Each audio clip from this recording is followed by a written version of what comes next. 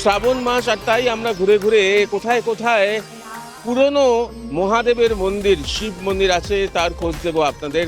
যেমন এখানে এসেছি নিউ টাউন, একদিকে নিউ টাউনের যে হাই ফাই শহর, তার পাশেই কিন্তু রয়েছে শিব মন্দির, মানে অ্যাকচুয়ালি হাজরা কালীবাড়ি, হাজরা কালী মন্দির, কালী মন্দিরেই শিবের অধিষ্ঠান রয়েছে।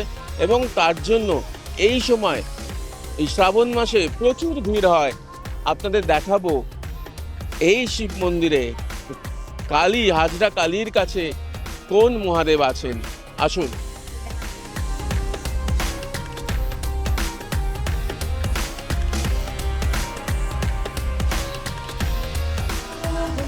কত বছরের পুরনো এই শিব মন্দির? দেওয়ালে লেখা রয়েছে, আর রয়েছে মানুষের ভিড়। এই মন্দির স্থাপিত আনুমানিক কয়েক শত বছর আগে, অনেক বছর আগে, কয়েক শত বছর, কয়েকশো বছর আগে প্রতিষ্ঠিত এই মন্দির।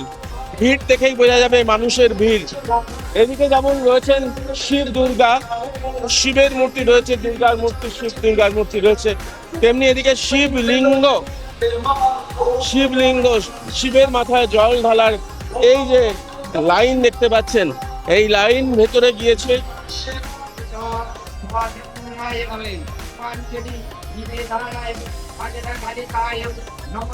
শিবের মালায় প্রসাদ এবং প্রসাদ প্রসাদ প্রসাদ সবার জন্য আপনাদের।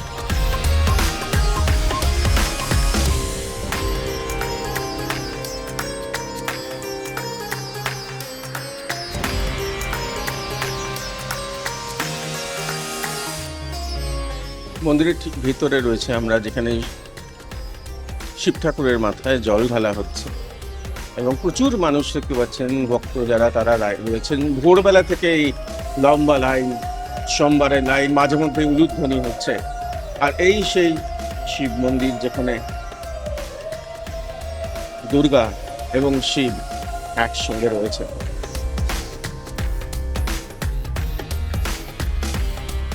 বাড়ি কোথায় আপনাদের? এখানেই? আমাদের এখানে একটু ভালো।